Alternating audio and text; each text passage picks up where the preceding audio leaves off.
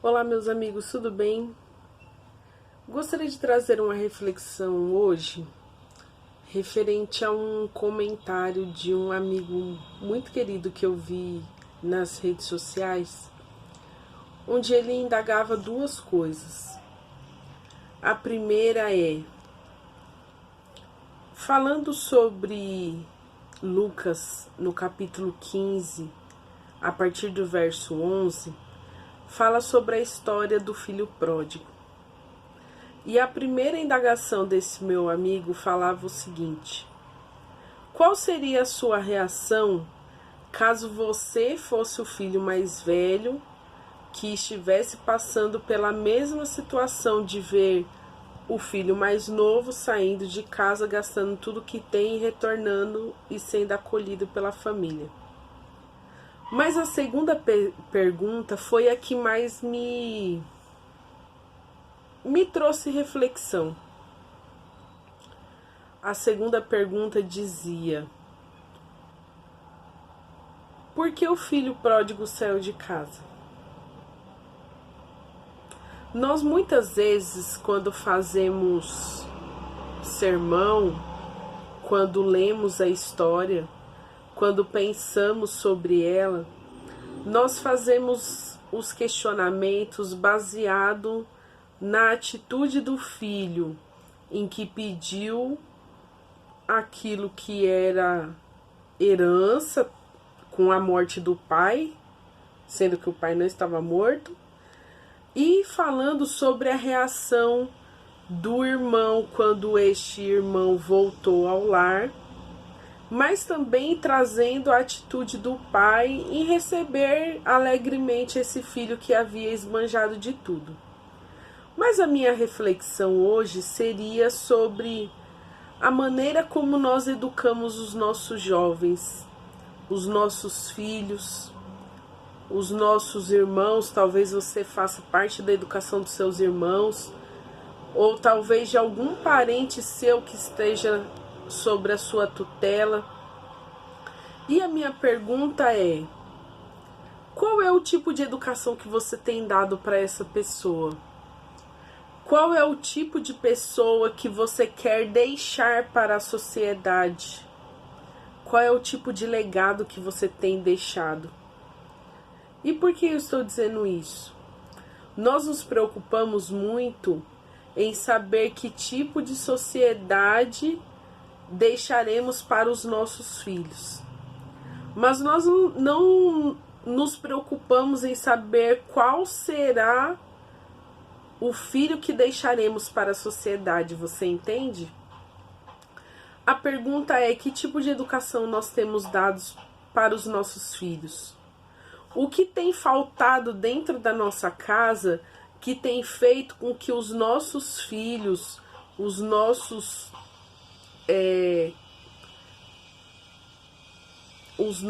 queridos tenham buscado fora o que não tenham encontrado dentro? Veja, nós vivemos hoje numa sociedade insatisfeita. Quando nós olhamos os nossos antepassados, logicamente que eles queriam crescer na vida, queriam ter suas posses, queriam ser pessoas melhores, queriam estudar, trabalhar, ter uma casa, ter um carro. Isso é normal de todo ser humano. É normal querer crescer e ser alguém na vida independente. Mas a nossa sociedade hoje, os nossos jovens, eles são insatisfeitos. Você pode dar casa, pode dar comida, pode dar roupa, pode encher eles de brinquedos, de dinheiro, de acessibilidade, de passeios, de festas. Você pode enchê-los de conhecimento, você pode até mesmo enchê-los de religiosidade, e eles não estarão satisfeitos. Eles buscam constantemente algo a mais. Parece um vazio que nunca é preenchido. Nós estamos hoje preocupados em preencher a vida dessas pessoas de coisas e não de substâncias consistentes.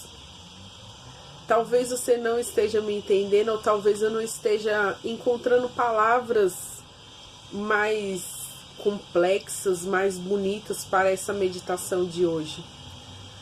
Mas você já pensou que na vida deles é muito mais necessário preenchê-los com amor, com respeito, com compreensão, com tolerância, com amizade, com fidelidade, com sinceridade, com aconchego, do que somente com aquilo que o mundo pode oferecer? E embora você tenha dado tudo que esteja ao seu alcance, pense que se você não tivesse condições de proporcionar a eles toda a abundância de coisas, de bens materiais que ele tem hoje, quando ele crescer, ele vai poder lutar e vai conseguir tudo aquilo que ele deseja hoje. Ele vai conseguir viajar, ele vai conseguir ter a sua casa, ter o seu carro, ter as suas vestes. Não que essas coisas não sejam importantes, elas são, mas elas não deveriam ser a prioridade na vida deles. Quando o jovem pródigo, que nós não sabemos o nome, pediu para o seu pai a parte que lhe caberia de herança, ele nem havia esperado o pai partir. Ele já almejava daquilo que ele não tinha trabalhado. Ele almejava daquilo que ele não tinha conquistado. Ele almejava daquilo que ele ainda nem teria direito. E o seu pai, pleno de amor, cedeu a ele aquilo que lhe caberia futuramente por direito de herança. Esse jovem, ao invés de investir também em coisas que ele poderia talvez usufruir, ele gastou em tudo aquilo que esse mundo chama de desejo, a Bíblia chama de concupiscência, que é o desejo do ego nosso para satisfazer os nossos prazeres carnais, sabe? E ele gastou com tudo aquilo que ele poderia para satisfazer os seus mais íntimos desejos. Depois, quando ele se viu sem nada, não obteve ajuda de ninguém, comeu até mesmo a comida dos porcos. E ele lembrou então que ele tinha um pai a quem ele poderia pedir socorro. E esse pai prontamente, quando o viu, o reconheceu, abriu seus braços, o acolheu e lhe vestiu com tudo que ele tinha de melhor para oferecer àquele filho. Porque nós, como pais, não negamos o melhor aos nossos filhos. Mas sabe, eu quero levar você também a meditar hoje sobre o quanto Deus tem sido bondoso com você. Nós muitas vezes agimos como filho pródigo. Nós temos todo o necessário para a nossa vida, mas queremos preencher aquele vazio que tem no nosso coração com as coisas que esse mundo pode oferecer e que a Bíblia chama de concupiscência, com aquilo que é para satisfazer os nossos prazeres carnais. Nós temos agido como esse filho pródigo. Nós abandonamos a Deus, mas pedimos de Deus todas as bênçãos que talvez nem teríamos direito para usufruir nesse mundo perverso e pecaminoso, e gastamos toda a nossa vida, toda a nossa energia, toda a nossa saúde, todos os nossos bens materiais. Nós gastamos toda a nossa sanidade na busca de satisfazer o nosso ego e a nossa vida. E quando nós não temos nada, estamos perdidos e na ruína, nós queremos buscar de novo a Deus para que Ele nos restabeleça a um patamar do qual Deus nem queria que nós tivéssemos deixado. E Deus, no seu amor, na sua graça, na sua plenitude.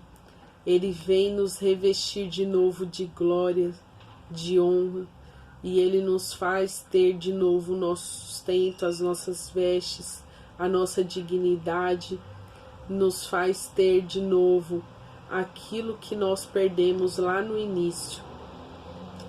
E sabe, eu quero convidar você a pensar no Pai amoroso que você tem e a ver que a nossa vida não pode ser preenchida com as coisas deste mundo. Por mais que nós usemos, lutemos e nos esbanjemos em coisas que este mundo pode oferecer, eu quero te convidar a preencher a sua vida com aquilo que satisfaz o nosso coração. Aquele vazio que você sente não são as coisas deste mundo que pode preencher. Aquele vazio que você sente é Deus querendo entrar e fazer morada na sua vida. É Deus querendo encher a sua vida de graça, de salvação e de plenitude. Que todos nós sejamos como aquele Pai amoroso. E que se em algum momento da vida nós nos depararmos com aquele irmão sem amor, ou nós formos aquele irmão sem amor, que não quer estender o braço para aquele filho pródigo, que nós nos lembremos do Pai, que não liga para as nossas vestes, mas quer transformar o nosso interior e o nosso exterior em nova criatura. Que Deus te abençoe e que Ele te faça ver que somente a graça dele te basta. Que você seja transformado e reavivado e que você viva a plenitude de tudo aquilo que Deus tem a te oferecer hoje e sempre. E que você nunca saia da casa do Pai. Um grande beijo, um grande abraço. Graça e paz.